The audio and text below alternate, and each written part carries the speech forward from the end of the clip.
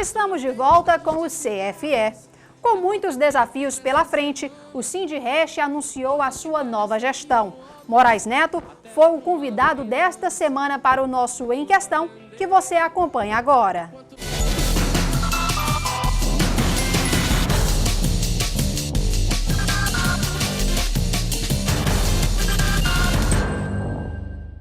Até fevereiro de 2019, o Sindirest tem à frente da categoria Moraes Neto, atual presidente. Muito obrigado pela tua presença, Moraes. Obrigado a vocês. Hoje nós vamos conversar um pouco a respeito dos desafios que a nova gestão enfrentará e do atual cenário que o Sindirest ele vai ter que gerir até fevereiro de 2019. Primeiro, quais são as metas dessa nova gestão? Como qualquer entidade hoje no país, tem como meta, eu acho que se manter dentro desse desequilíbrio, dessa conjuntura atual, né?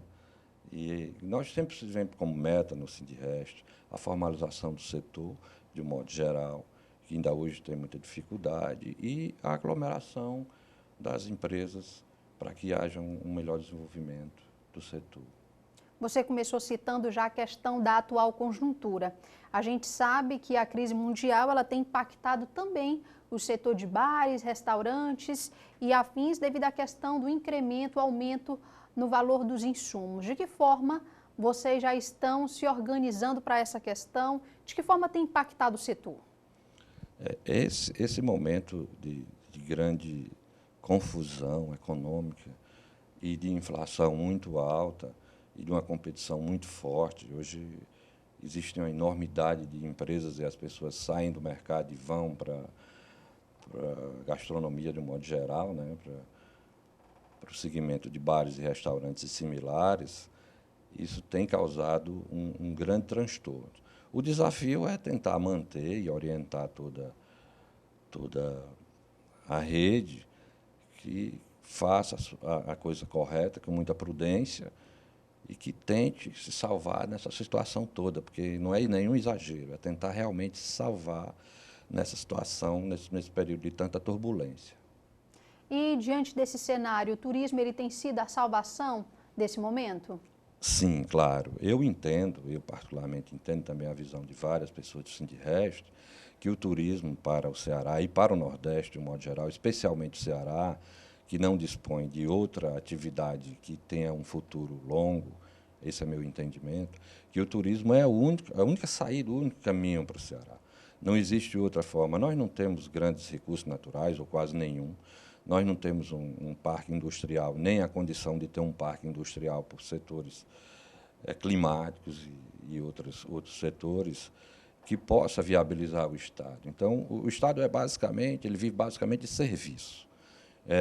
E o turismo é o grande negócio do Ceará.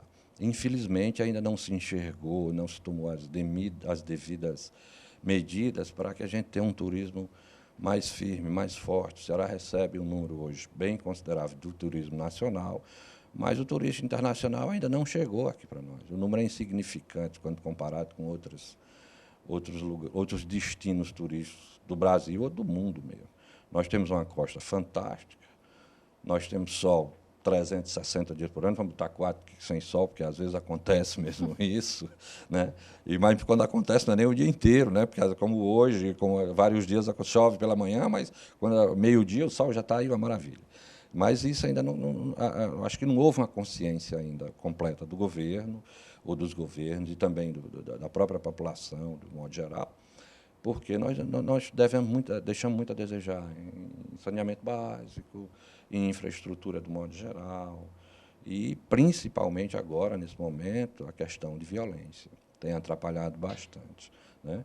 Mas nós temos uma condição de um porto para atracagem de grandes navios, nós temos os 3 aeroportos praticamente prontos, né?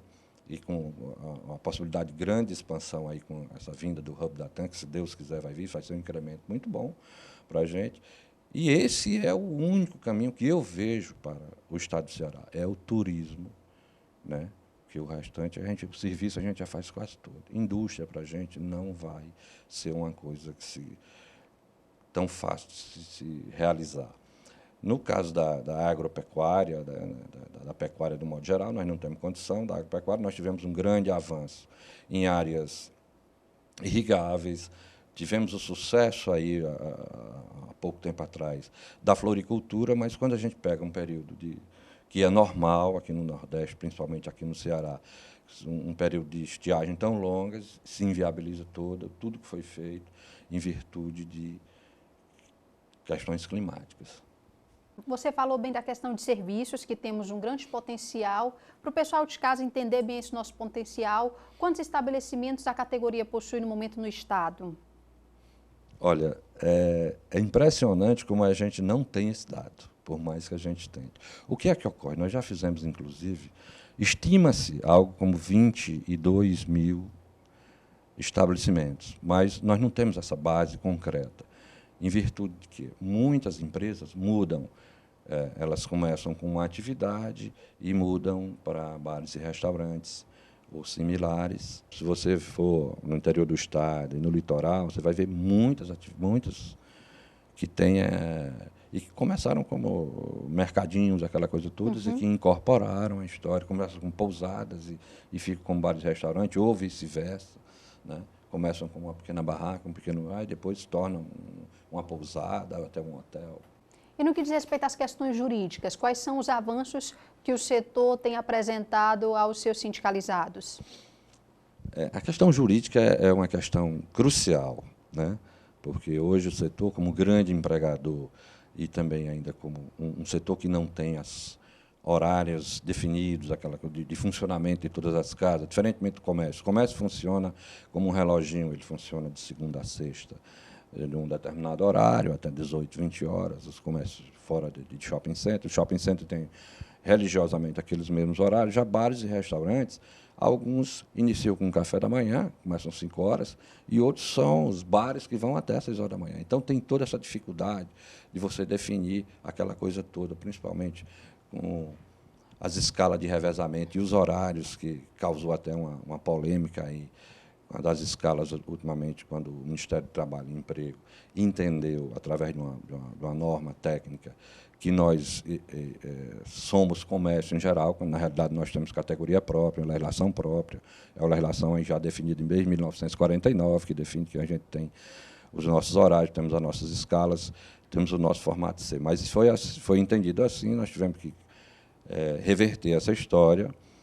Quanto às questões jurídicas e burocráticas, é uma coisa que se expande muito. Veja bem, enquanto nós não tivermos uma reforma trabalhista que se faz urgente essa reforma, nós vamos ter todas essas dificuldades jurídicas, por sermos grandes empregadores. Hoje, esse segmento, eu acho que é o segundo maior empregador do Brasil. Bares e restaurantes similares, e botando na cadeia também hotéis, com certeza nós somos os maiores empregadores do Brasil. E tudo isso gera todos esses conflitos.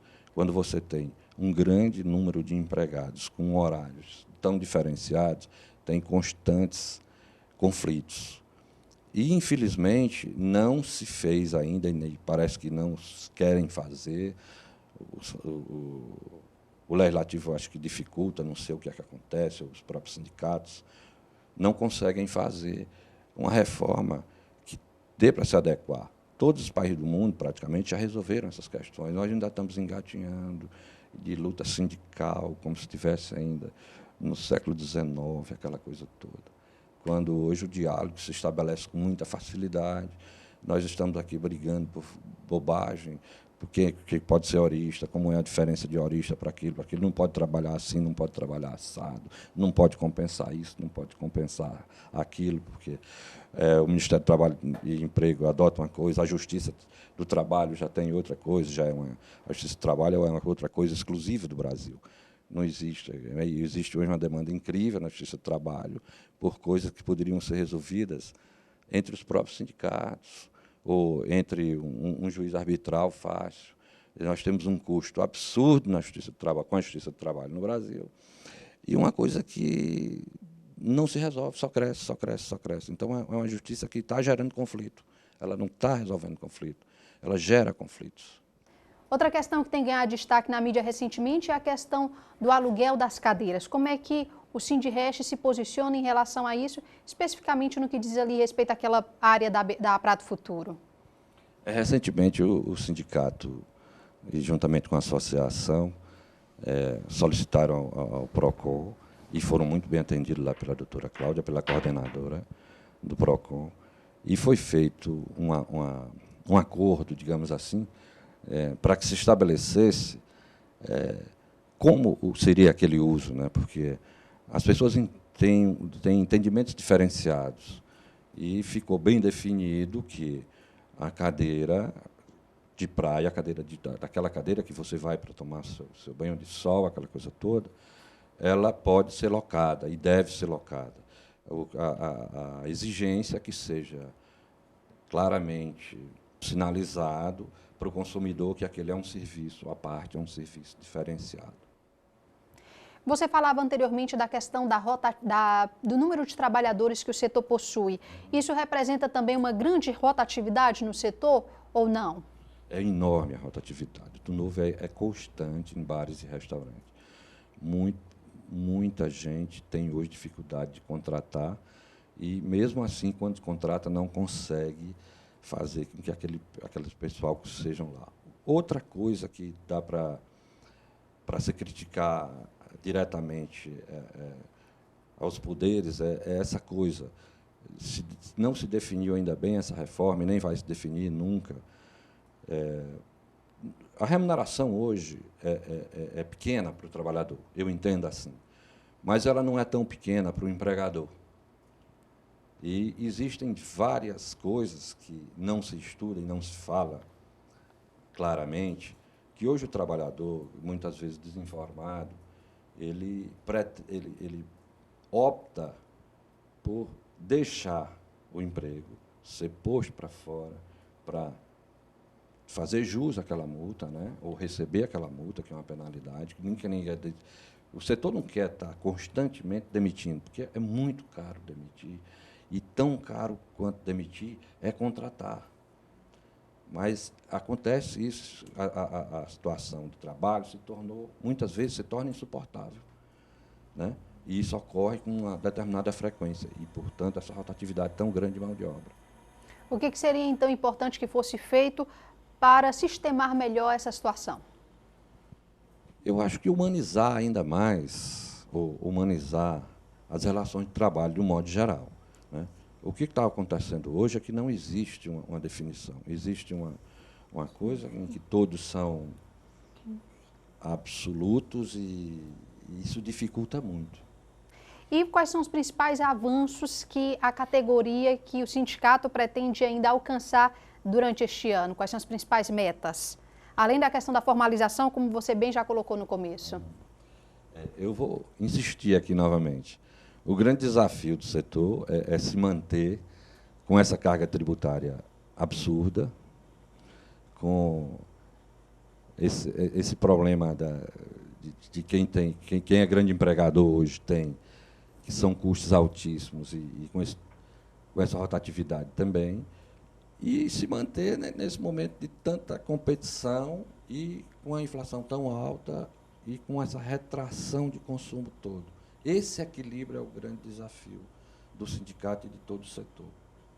É você permanecer nessa conjectura toda, de você se manter no mercado onde seus insumos estão crescendo de forma absurda e a sua frequência, a sua venda vem caindo gradativamente, por mais que você inove.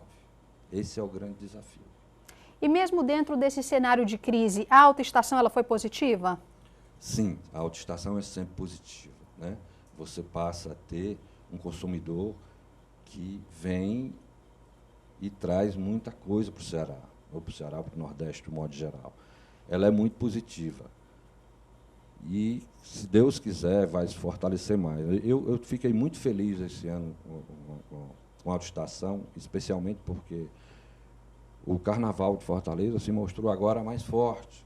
É um carnaval que vem se renovando, que vai se refazer. Então, aquele nós éramos exportadores de carnavalescos ou de brincantes, e hoje nós já estamos começando a ser importadores. As pessoas vinham para Fortaleza para repousar, e o fortalezense geralmente saía para o litoral, ou para as outras capitais do Nordeste, ou para o Rio de Janeiro.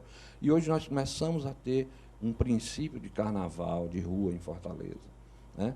E a coisa vem se organizando, ano a ano, a gente percebe que essa coisa vem crescendo e vem se organizando. Eu estou vibrando com isso, como a gente viu a evolução do Réveillon, que foi uma coisa demorada, muito criticada, né, nos primeiros momentos, porque os custos foram muito altos, o investimento foram muito altos, embora não esteja a questionar isso, se foi ou não foi, se houve isso ou se houve aquilo. Eu sei que o investimento foi feito e consolidou-se um evento, e hoje é um dos grandes eventos do Brasil, é o nosso Réveillon e o nosso Carnaval, provavelmente, e eu espero que assim seja, ele também vai se tornar forte. E agora que a gente passou, digamos assim, desse momento de alta estação, o setor ele fica mais calmo ou ele continua, de certa forma, aquecido? Como que fica a situação? Não, o setor agora desaquece, como todos os outros setores, né? Agora nós entramos num período, sempre o primeiro semestre no Brasil, ele desaquece um pouco para aquecer no segundo semestre, isso é normal. E aqui no Nordeste, principalmente aqui no Ceará, nós temos o período temos o período determinado como período de chuva, não necessariamente que vai chover, mas nós temos aquele período em que a gente considera baixa estação e que poderá acontecer as chuvas. Então, o turista não vem para cá se estiver chovendo, ele não vai correr esse risco, né? Então, o setor fica meio que quieto, mas não vai hibernar, o setor continua pujante, né? A gastronomia continua forte, determinada, mas naturalmente não é com a mesma força que vem da alta estação. Foi muito bom o nosso diálogo. Espero que as pessoas de casa tenham entendido principalmente essas questões que são mais recorrentes do setor, até mesmo que dizem respeito diretamente ao público. Gostaríamos muito de agradecer a tua presença, Moraes. Quem agradece é o setor de modo geral, né? Não só o sindicato, todo o setor, por essa oportunidade. E deixar claro que também nós estamos sempre juntos, porque é uma atividade bem correlata, nós precisamos um do outro, estamos sempre correndo junto. Ficamos torcendo para que vocês captem mais e mais eventos, porque o evento traz gente para o Ceará, e trazendo gente para o Ceará, traz gente para a gastronomia, para a hotelaria, para tudo que é coisa, né? E isso é uma coisa muito boa para a nossa economia. De novo, eu volto a repetir, o Ceará vive e vai viver sempre de serviço. E o carro-chefe puxador desse serviço é o turismo. Ótimo, muito obrigado pela tua participação. E o Ceará Feiras e Eventos continua.